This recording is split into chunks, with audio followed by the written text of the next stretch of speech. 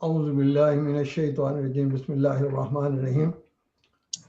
Summer भाई ने अच्छी बात की और बुनियादी बात की कि साइंस तो खुद मानती है कि ये हमारा फील्ड ही नहीं है कि हम अल्लाह ताला को अल्लाह के वजूद को अभी तस्लीम मतलब के साबित कर सकें।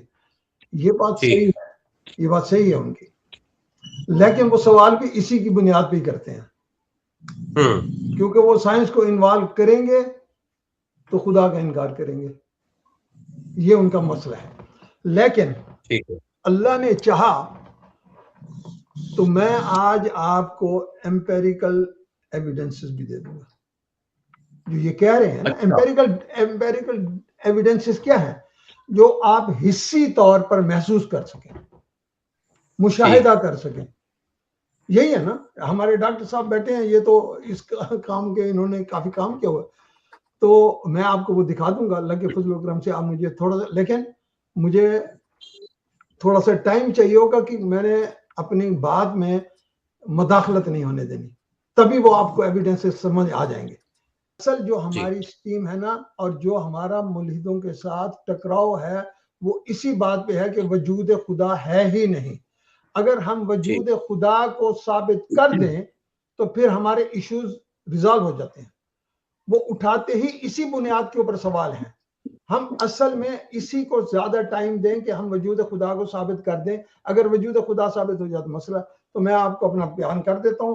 पहले मैं आपसे छोटा सा सवाल पूछता हूं, आपसे, डॉक्टर साहब से, समर भाई से, मुआज भाई से, मुझे एक बात बताएं। हमारे पास, सबके पास तकरीबन गाड़ियां हैं जी।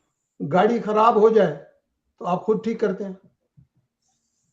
नहीं, कराते हैं मैकेनिक के पास। आप घर में रहते हैं, आप घर में रहते हैं, इस घर को आपने खुद तामीर किया या तामीर करवाया है? ये तो बड़ी साहब बना बनाया मिल गया था।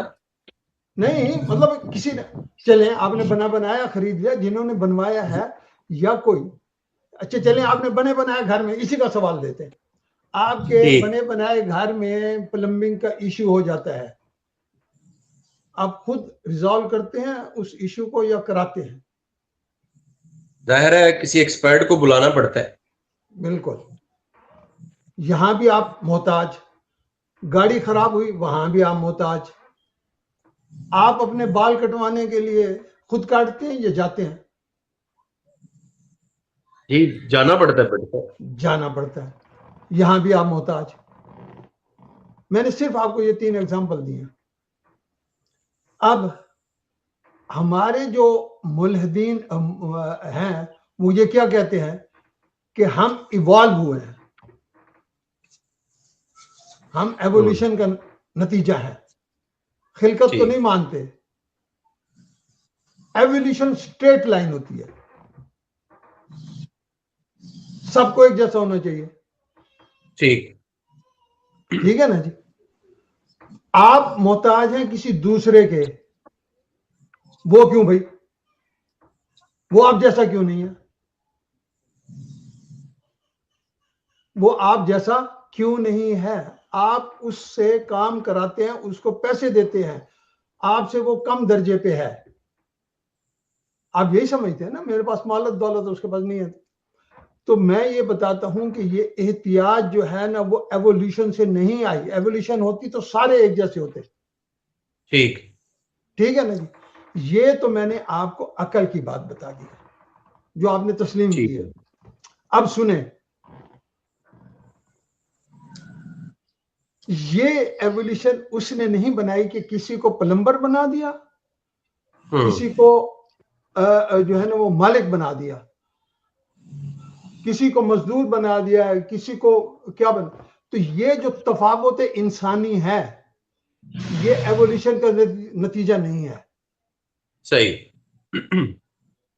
ये एवोल्यूशन जो है ना, ये हमारी मुआशियात का, यहाँ पे 1 सेकंड हमारी कायनात नहीं चल सकती अगर प्लम्बर ना हो, अगर मैकेनिक ना हो, अगर काटने वाला ना हो, छोटे जॉब ये करने वाला ना हो, ये तफावत ना हो, तो ये कायनात एक लम्हे के लिए नहीं चल सकती, ना मुल्हिद चल सकता है, ना मोहिद चल सकता है। ठीक, अब सही हो। इसके लिए मैं अब आपको एक नकल पेश करता हूं, ये इनसे भी पूछ ले। और ये मैं आपके सामने एक कुरान की आयत पढ़ रहा हूं, सूरा ज़ुखरफ आयत 32। माज माशाअल्लाह आलिम आदमी हैं, इनको ये मालूम है। औज़ु बिल्लाहि मिनश शैतानिर रजीम, बिस्मिल्लाहिर रहमानिर रहीम। अहुम यक़सिमून रहमत रब्बिक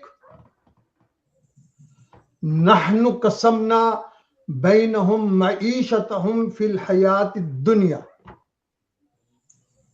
व रफ़अना बाज़ुहुम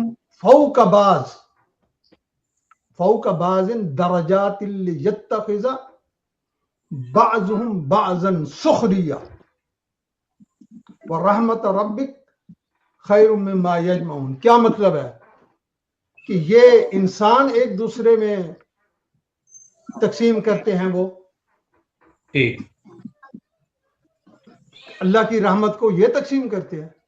अल्लाह कहते हैं नहनु कसमना बैनहुम मईशतहुम फिल हयातिद दुनिया,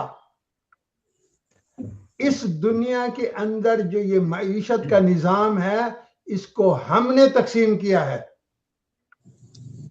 और आगे सुने, जो मैंने आपसे तफावत पूछे हैं सारे, ये बताई हैं कि ये इंसान प्लम्बर क्यों बना, बार्बर क्यों बना, मैकेनिक क्यों बना, डॉक्टर क्यों बना, मालिक क्यों बना। इस ये तफावत जो इंसान की है, ये अल्लाह सुब्हानहू व तआला ने कहा कि क्या है, फ़ौक़ बाज़ दरजात, ये दर्जे हमने बनाए हैं। क्यों? लियत्तख़िज़ बाज़ुहुम बाज़न सुख़रिया, ताकि एक दूसरे से आप काम ले सको। अब बताओ एवोल्यूशन का है, ये एविडेंस है, एम्पेरिकल, हर रोज हमारा ये मुशाहिदा है, हर रोज का मुशाहिदा है। मैंने आपको बताया, चाहे मुल्हिद हो चाहे मोहिद हो, हर एक इसी मुशाहिदे से गुजरता है।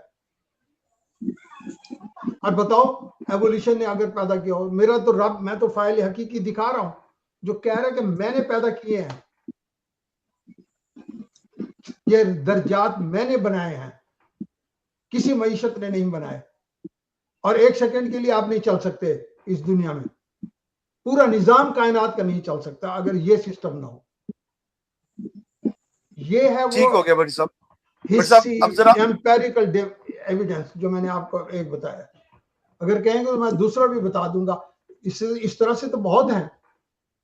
जी जी भट्टी साहब, समर साहब की बात आपने सुनी, तो वो तो कहते हैं कि दोनों जवाब नहीं देने चाहिए, तो आप क्या कहेंगे अगर आपसे पूछा जाए?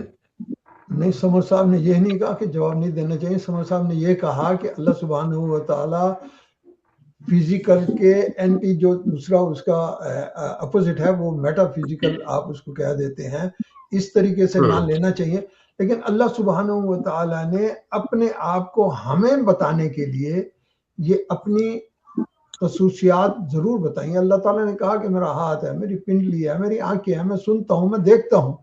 ये सारी बातें हैं जो हर इंसान के अंदर भी, मादी इंसान में भी पाई जाती हैं, लेकिन उनकी अल्लाह सुब्हानहू व तआला की इन सारे बातों की कैफियत क्या है वो हम नहीं जानते।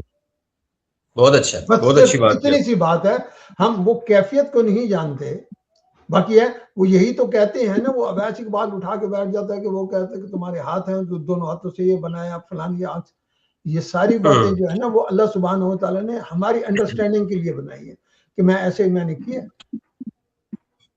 अब कैफियत क्या है, देखा क्या है, वो हम नहीं जानते, और ना हमारी ये जानने की हमें उसके अंदर तगोदौ करनी चाहिए।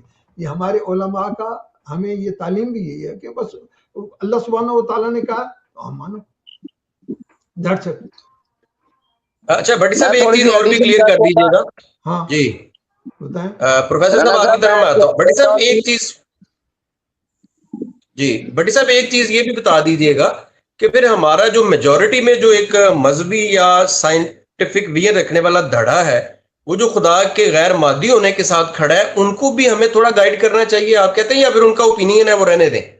नहीं, ये गाइडेंस ही है ना जो हम आप बात कर रहे हैं, यही तो गाइडेंस है। और हमें ये बताना भी जरूर चाहिए, जिस तरह से वो फैलाव करते जा रहे हैं, हमें भी अपनी बात उनके सामने जरूर रखनी चाहिए, लॉजिकल रखनी चाहिए, अकल से भी और नकल से भी। मैंने अभी जो अपनी पहली बात की है वो दोनों अकल से भी बात बताई है जहां, और नकल से भी बताई है। इसी तरह से समर ने अच्छी बात कही है, डॉक्टर साहब ने एवोल्यूशन को बहुत अच्छा बताया कि किस तरीके से ये हैं वो सारी बातें जो हमारी तरफ से जानी चाहिए। ठीक है, थैंक यू भट्टी साहब। जी राजा भट्टी साहब, समर साहब ने बड़ी जामे सी बात की है, और यहाँ चूंकि सवाल आया हुआ है तो आप एड्रेस कर दें कि ये जो अर्श वाली बात है, खुदा के अर्श पे होने वाली बात है, या खुदा के अर्श पानी पर था ये होने वाली बात है, आपको लगता है ये, चूंकि ये चीजें तो वो हैं कि जो खुदा का अर्श फरिश्ते उठाए हुए हैं, जिसको हामिलीन अर्श भी कहा जाता है, तो आपको लगता है कि ये जो सवाल है उनका हमें इसका जवाब देना चाहिए? सवाल का जवाब तो देना ही पड़ेगा जी। और रहा ये कि अल्लाह सुब्हानहू व तआला खुद कहते हैं ना कि मेरा अर्श पानी पर था इससे पहले, ठीक है ना। लेकिन ये अर्श सिर्फ एक ही जगह पे तो नहीं आया ना, अर्श तो कुरान में 6-7 जगहों पे आया है। तो हर जगह पे उसके माने जो है ना वो वही ही लिए जाते हैं कि उसकी हुकूमत। अब आप उसको फिजिकल मानों में लेते फिरें, जाए आपकी अपनी मंशा है, लेकिन बात तो ये है कि जहां पे वो लफ्ज इस्तेमाल हुआ है उसका कॉन्टेक्स्ट क्या है। आप उस कॉन्टेक्स्ट में देखेंगे तो फिर मामला सही हो जाएंगे। अब वो हाथ हिला हिला के कह रहे वो पानी के ऊपर ऐसे तैर रहा था और वही कर, ये सब फजूलियात की बातें हैं। और मेरा तो उसके अंदर कोई ऐसा खास नहीं है, क्योंकि वो उसने हमें छेड़ना है, चिढ़ाना है, तो उससे पहले वो तुम्हारा जमीन बनने से पहले, उससे पहले पानी ही था सारा। ये बात भी याद रखें, जमीन पानी से ही पैदा हुई है खुद। मैंने एक बात सुनी कारी तैयब साहब से, मैं उस वक्त लाहौर में रहता था, तो वो कह रहे थे, उन्होंने ये बात बताई कि पानी की लहरें जो है ना वो आपस में आके टकराती थी ऐसे, जब वो इतनी टकराती तो उनसे हार्ड मादा पैदा हुआ। वो हार्ड मादा वो वहां उस जगह पे पैदा हुआ जहां आज खाना काबा है, फिर अल्लाह के हुक्म से वो सारी फैल गई। ठीक है, तो वो पानी से ही जमीन पैदा हुई है। तो उससे पहले जमीन पैदा करने से पहले अगर अल्लाह सुब्हानहू व तआला का अर्श वहां पर मौजूद था तो हमें तो इसमें कोई कबाहत नहीं है, लेकिन उन्होंने इस बात में से खामखा की बातें निकालनी है।